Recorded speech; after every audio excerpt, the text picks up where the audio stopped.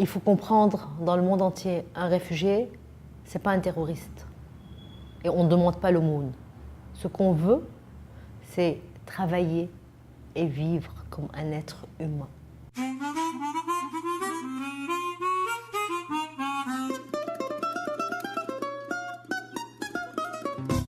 Maria é uma mulher. Maria é uma mulher negra. Maria não quer ser politicamente correta com sua aparência. My own problem is because I married a Christian man. Je suis ici tout simplement parce que je suis syrienne et en Syrie, il y a la guerre. My name is Mrs. Nkechinyere Jonathan. Mon nom c'est Alice Bailey.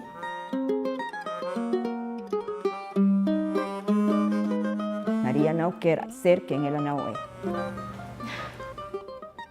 Maria não cala sua boca. Meu país é Angola. Je suis du Burkina Faso. Je suis syrienne. I'm from Nigeria.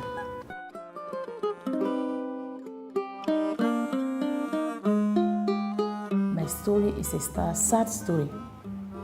Blood, we are running like water. Et on leur disait tout le temps, pour l'amour du ciel, essayez de prier, ne regardez pas sur les côtés, ne regardez pas sur les côtés. Maman, ne regarde pas sur les côtés. But my problem now is my children home. That is my problem. I can't sleep. Eles não vão matar você, a intenção não é matar você, a intenção é de torturar e mostrar para ver quem manda. Eu mando no país, vou fazer da forma que eu quiser com você. A polícia política tinha se acercado a mim para me dizer que não iam me matar, me deixariam em cadeia de rodas.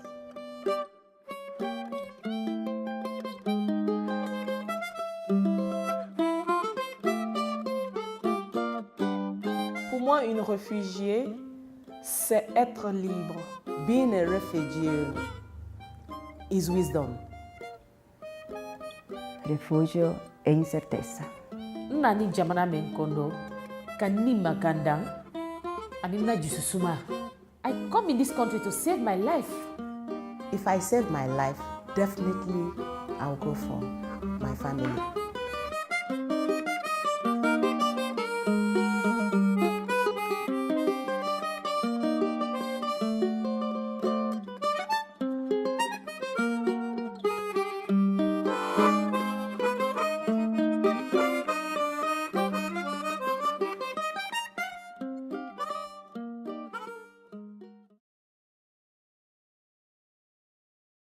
My story is a sad story.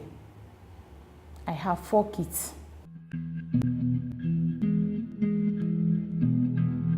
My own problem is because I married a Christian man, that the Muslim cannot marry the Christian. My father disobeyed me. There's a night we are sleeping, me and my husband. They bounced the door, beating mercilessly. And that was the day I missed my husband. Beat me, take me back. He said, I want to bring shameness in the family and the religion. And throw him to the pit. There is a hole. He said, then push him down that hole. So that's the very night my mom lose the money, half money he have. He said I should escape because there is the day, when the day break, they will do the law of the Muslim. So I have to escape, run away from bush to bush. As I'm talking, I even have the wound in my head and my foot break. That was the beating, merciless way. So I was thinking the man was already died. So I decided my mind to go. If I'm going to die, let me die, but let me live. So I decided my mind that day. Give up everything because I have no option. I cannot able to take my children. When I'm running, fighting for my life, how do I fight for them? So I don't know how did he do the document and everything. Just come out. He said, you will leave this country today to Brazil. I asked him, who do I know in Brazil? I never traveled before. I said, how do I going to do? He said, you are a woman. You have to get the mind to go out. I'm free. You understand? So that gave me the cause to put my life down here. So after 4 months later, I was in the room. That day we never walk. I can't remember that day. I saw somebody knock in my room. My mind, I think I will die that day. I think it's another problem again. So when I opened the door, he said, no, somebody is asking down for you. The person said the name is Mohammed Kalon. My mind went, boop, Mohammed Kalon. I come down in the lift. The first person I see is my husband. Started crying, asked him, where is my children? He said, since that night, he never see and he never step in that place again. But my problem now is my children home. That is my problem. I can't sleep. I miss them. And I miss them so much.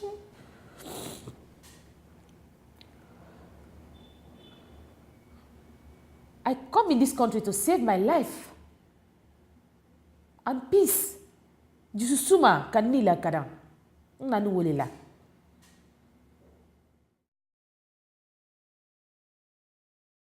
Nani jamana menkondo kanima kandang anina jususuma.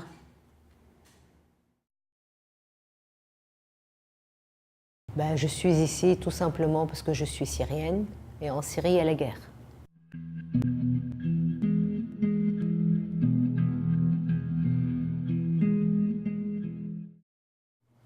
On commençait à sentir que comme quoi il y avait une ambiance qui était très très lourde. Ce qu'on a appelé superbement le printemps arabe, en fait, c'est pas du tout un printemps, mais c'est plus qu'un hiver. C'est une horreur. La première chose qui nous a vraiment fait réfléchir, c'est le jour où on a tué le professeur de sport à la porte de notre lycée. Moi, j'étais dans la salle des professeurs. J'ai vu ça de mes propres yeux, un prof de sport adorable, que tout le monde adorait. Et en fait, on l'a tué. On l'a tué vraiment sauvagement. 4 mecs qui sont descendus du voiture et qui l'ont tué. Là, ma fille a fait une dépression nerveuse et n'arrivait plus à travailler. Elle était très très mal. On a quitté la maison à 6h du matin pour arriver à 8h10. Le bac commence à 8h15. Il y avait plein de barrages, des morts par terre avec du sang partout et des militaires avec des fusils tout le long de l'autoroute. Et on leur disait tout le temps, pour l'amour du ciel, essayez de prier, ne regardez pas sur les côtés, ne regardez pas sur les côtés. Maman, ne regarde pas sur les côtés. Et moi, là, ce jour-là, vraiment, je me suis dit, c'est fini, on peut plus. Je ne veux pas que mes enfants aient une culture de guerre, comme elles ont été éduquées, comme je les ai éduquées, qu'en fait, on respecte l'être humain, quoi qu'il soit. Parce qu'on pouvait mourir à n'importe quel moment, à n'importe où. Et donc, on avait vraiment peur, parce que ce n'est pas pour un idéal quelconque, mais c'est pour rien. Il faut comprendre, dans le monde entier, un réfugié, ce n'est pas un terroriste. Et on ne demande pas l'aumône. Ce qu'on veut, c'est travailler et vivre comme un être humain. Non, ça ne m'intéresse pas vraiment. J'adore la Syrie. J'aime ma Syrie à moi, telle que j'ai connue. Pas une Syrie comme ça. Ça ne m'intéresse pas.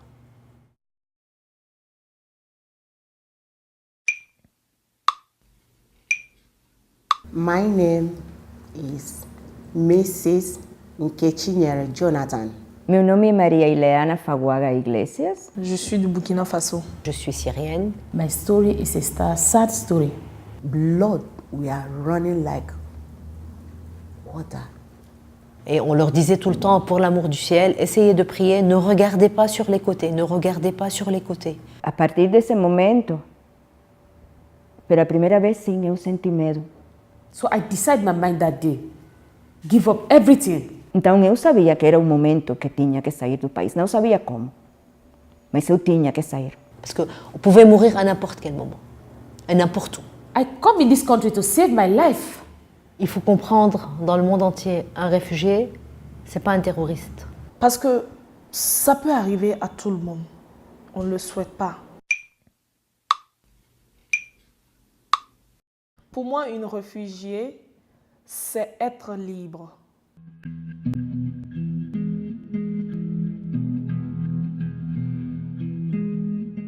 J'ai travaillé dans l'art parce que c'était ma passion. Parce que moi, je me dis, l'art, c'est un milieu de communication, un milieu fiable pour transmettre un message.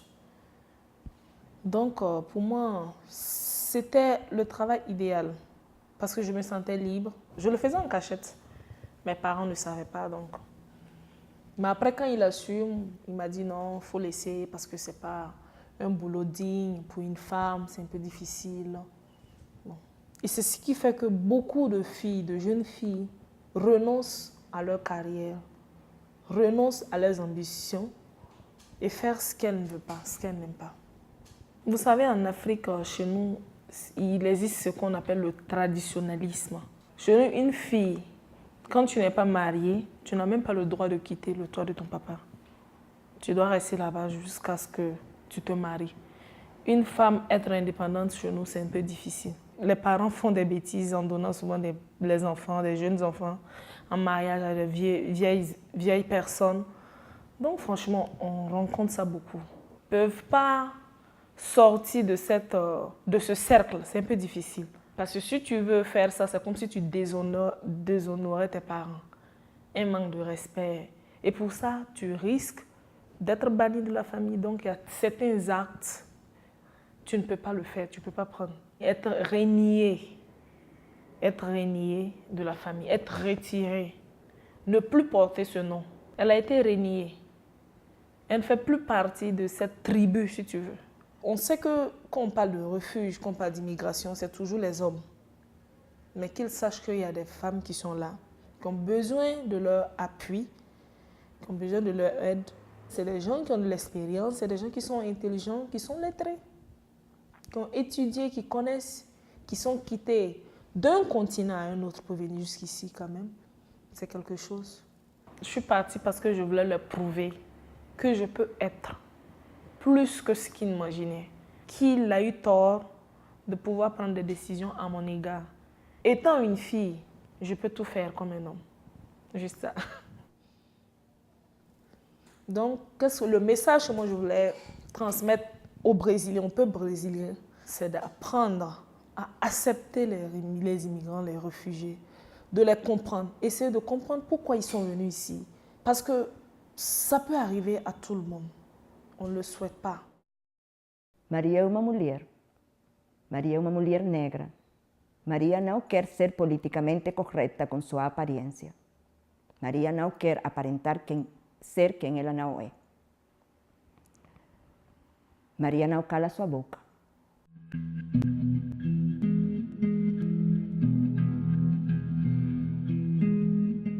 Minha situação estava sendo realmente desconfortável em meu país.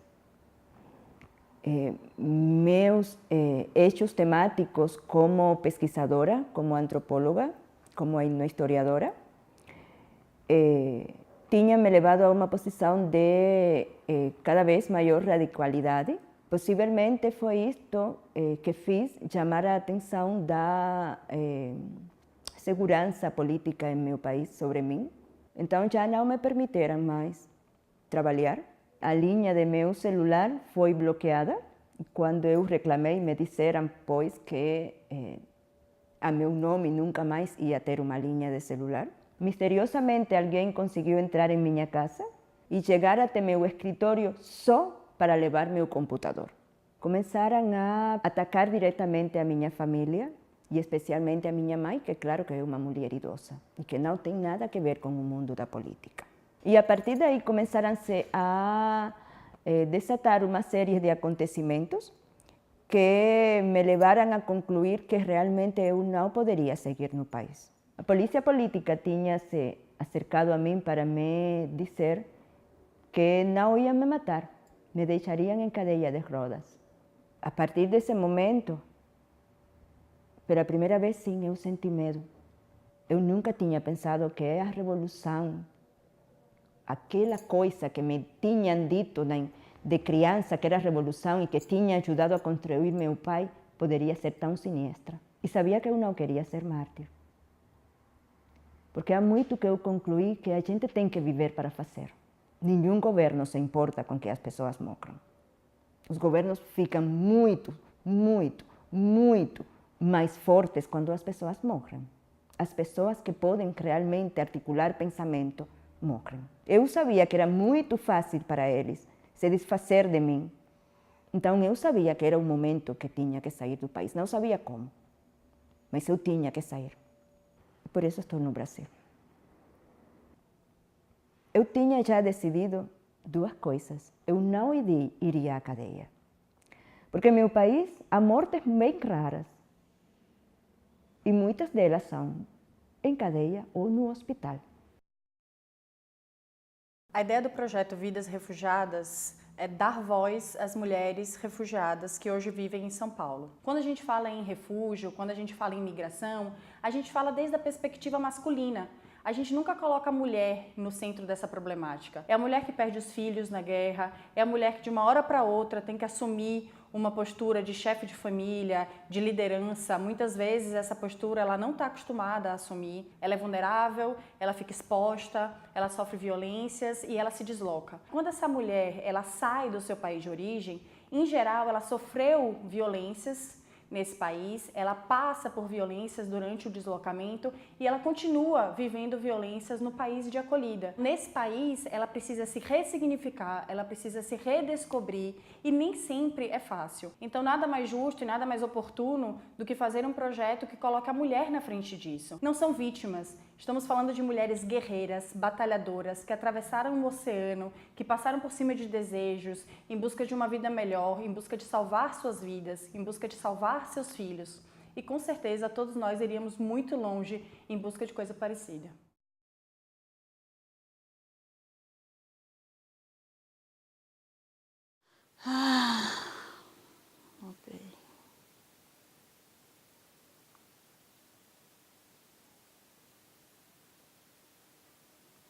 Je suis restée un peu en silence, en mémoire de tout ce que mon peuple est en train de vivre maintenant.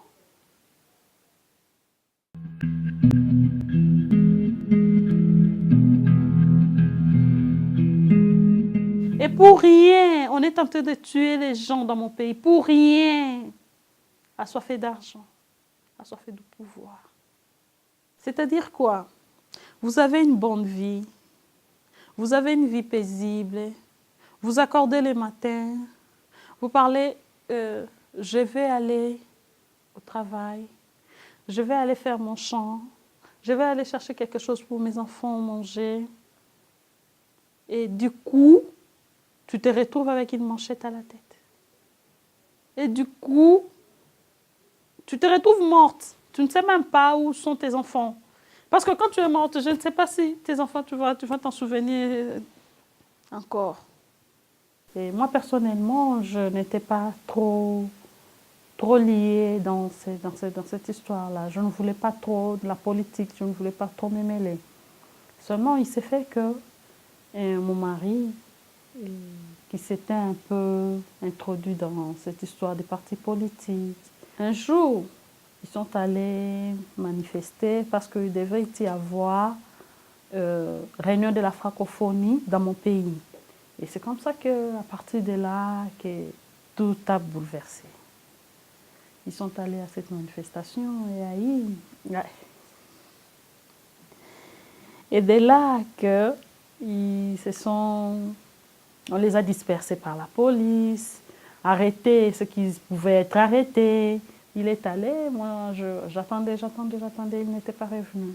Jusqu'à ce qu'il y ait un ami qui est venu me dire non, on a arrêté ton mari. Je n'avais pas de nouvelles, je ne trouvais pas, je ne savais pas quoi faire. Et j'étais avec les enfants. Un jour, j'attends le téléphone sonner. Je cours pour prendre le téléphone, c'est sa voix au bout du fil. Il me dit sors de la maison. Et moi, parce que je connaissais mes droits, j'étais déjà formée en droit, je dis mais pourquoi que je veux sortir de la maison? Je veux rester dans ma maison. Et je fais un peu de tétitesse. C'était la même nuit. Ça n'a pas passé une journée. C'était la même nuit que les policiers sont venus dans ma maison. Et c'est à ces moments-là qu'ils m'ont menacé, qu'ils ont menacé mes enfants, qu'ils ont, comme on dit, pillé ma maison. Ils ont emporté tout ce qu'ils pouvaient emporter avec eux. Parce qu'ils m'avaient dit que sors de la maison. C'était déjà une façon de me dire, enfuis-toi. Ils savent que quand vous avez un problème avec un homme marié, la partie la plus faible que vous pouvez toucher pour l'avoir, c'est sa femme ou ses enfants. Au Congo, l'infraction est familiale. J'ai étudié les droits pour faire savoir mes droits, mais que je n'ai pas consegui. Je ne suis pas arrivée à les faire savoir vraiment. C'est comme ça que je vais partir. C'était premièrement pour les soucis de mes enfants. Je ne voulais pas que mes enfants vivent ce que j'avais vécu. J'ai négocié pour entrer dans un bateau. Et dans les bateaux, on ne savait ni les jours ni la nuit, parce qu'il fallait rester caché. En Afrique, quand le bateau sort du port, le bateau va pour l'Europe. Et moi, je savais que j'allais pour l'Europe. Et c'est comme ça que c'était une nuit, c'était vraiment la nuit. On est venu nous faire sortir, moi et mes enfants. Et je ne sais pas d'où je suis sortie. Seulement, j'avais vu qu'il y avait deux blancs. Et là, je me suis dit, ah, je ne suis plus en Afrique. Parce que ce nombre de blancs que je vois ici, je ne suis plus en Afrique. Je n'ai jamais vu de blancs comme ça. Toutes les fois que je venais à la Caritas, parce que je ne connaissais que la Caritas, et toutes les fois que je venais à la Caritas, j'ai demandé aux gens. Et mon mari, il s'appelle un tel. Un jour, je suis allée à la Caritas, mon fils était malade. Alors, pendant ce temps-là que j'attendais les médicaments pour mon fils, j'ai entendu quelqu'un prononcer le nom de mon mari. Et c'est comme ça qu'on est allé l'appeler et c'était mon mari. C'est ainsi même que ça s'est passé et on s'est retrouvés au Brésil. Et aujourd'hui, on a une maison, une nouvelle fille brésilienne.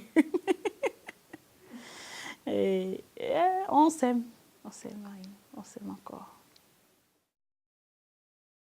Mais seulement, je crois que la liberté d'expression, c'est quelque chose de bien. Sur tout ce que je pense, je peux en parler. Tout ce que je veux, tout ce que je ne veux pas, ça ne concerne que moi. Mais dans mon pays, ce n'est pas ça. Eu tenho procurado trabalhar com temas sobre violência contra a mulher, que eu acho que são muito negligenciados por boa parte da imprensa e pelo debate na sociedade de um modo geral. Quando a Gabi me convidou para a gente fazer esse projeto Vidas Refugiadas Juntos, foi uma honra, foi um grande prazer poder entrar na vida dessas mulheres refugiadas, né? Como essas mulheres vivem, o que elas fazem, quais problemas elas sofrem, quais preconceitos, quais estigmas elas carregam. Então, foi uma tentativa de conhecer melhor essas mulheres e entender qual a história de vida que elas têm, que são muito fortes. O que leva uma mulher a ser refugiada, a sair do país dela, a atravessar o oceano para vir para um outro país desconhecido.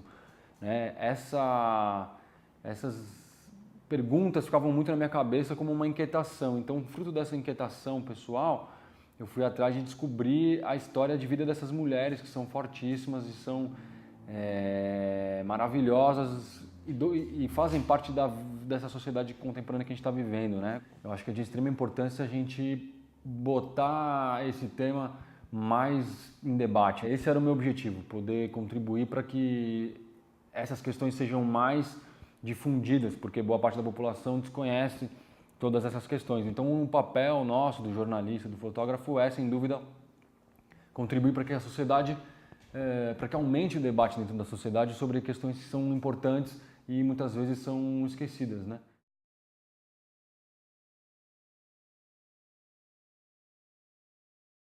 My name is Mrs. Nkechinyere Jonathan. I'm from Nigeria.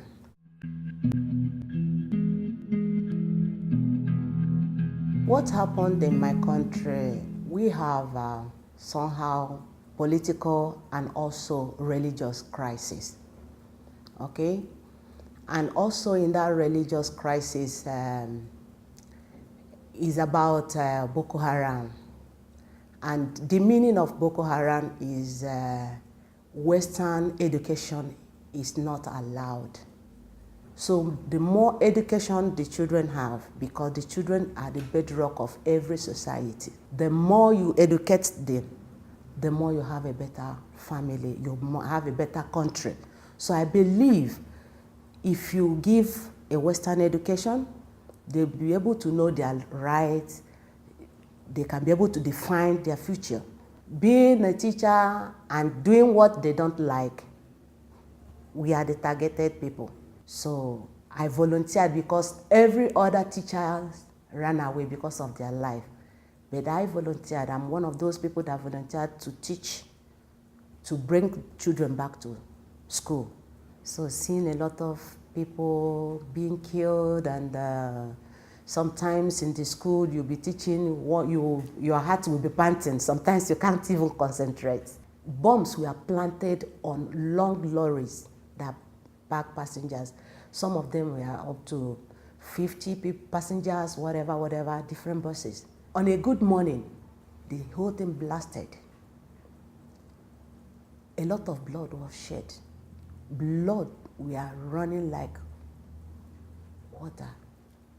Why it is important to make girls education is that when you teach a girl, you've taught families. The first knowledge a child has comes from the mother. The children will pass it to her children. Thereabout, we are passing good to generations. But then, why I left my family first is that I know I'm a womb woman. I'm a woman. Somehow I call it womb.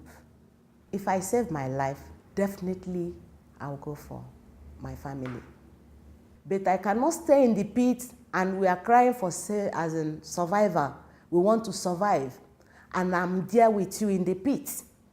There's no rescue. But if I can save myself, the other side, I will call for people's attention. Now, health-wise, I'm getting better. I can ask for people's assistance.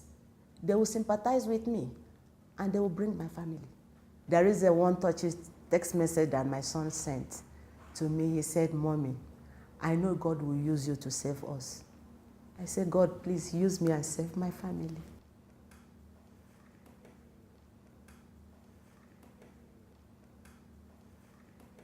Being a refugee is wisdom.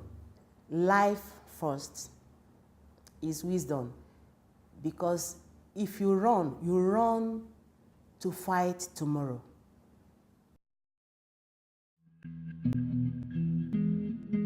Meu país é Angola, nasci na cidade de Luanda, que é a capital. Começou a ter algumas manifestações em Angola de jovens professores para tirar o presidente da República pelo tempo que ele está na presidência. Aí eles queriam fazer o quê? Queriam amedrontar o povo. Então fazer o quê? Já que vocês vão fazer manifestação, então vamos bater em vocês. Aí bateram em pessoas inocentes, sem necessidade. Tinha várias bombas instaladas debaixo da terra, aí a pessoa tá passando normal e aquela bomba explodia. Muitas pessoas morreram assim, muitas. Isso depois da guerra civil.